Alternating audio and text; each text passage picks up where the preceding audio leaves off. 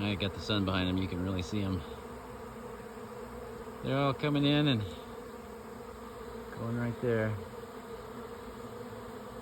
Looks a little sunny, but it's kind of cool with the sun behind them, you can really see them.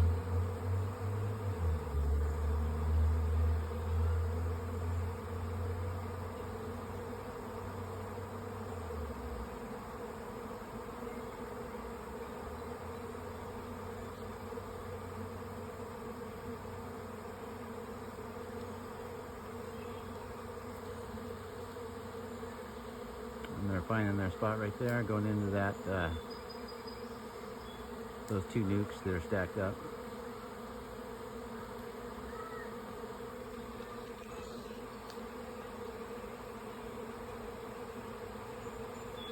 Enjoy your beekeeping.